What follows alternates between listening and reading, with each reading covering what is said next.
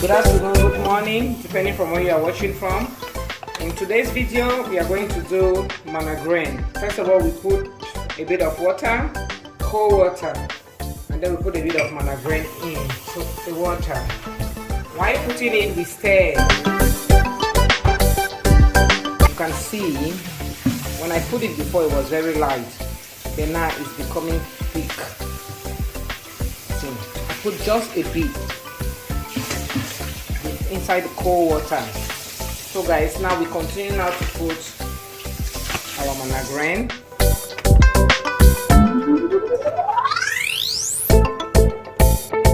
Mix. Just put it bit by bit. Guys, you can see I'm mixing the Mannagryn very well. In some countries, just depend what you want to use. Like in Sweden, we use Mannagryn. In Italy, we use Semolina. All of them, they are being cooked in the same way.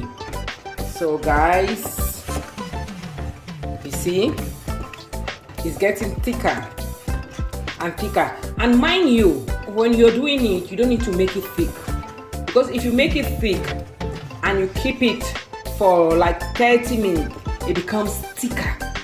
So when cooking Mannagryn or Semolina, make sure you make it a little bit lighter, so that when you keep it down, it will form a nice dough that you will like. It will not be too strong, it will not be too thick, there's going to be just normal. So now you put a bit of water and allow it to cook because it's not yet ready. So I'll put more water.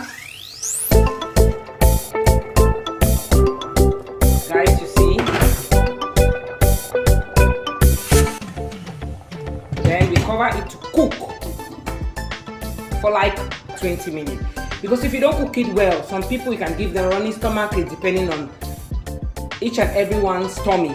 But to me, I always allow it to cook very well.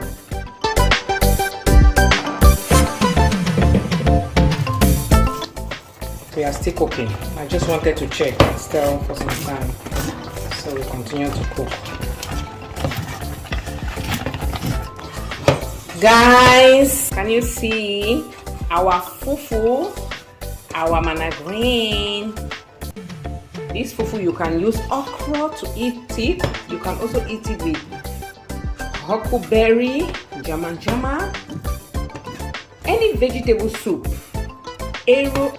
As you can see, our fufu is ready. We have been cooking for like 15 to 20 minutes. So now our fufu is ready.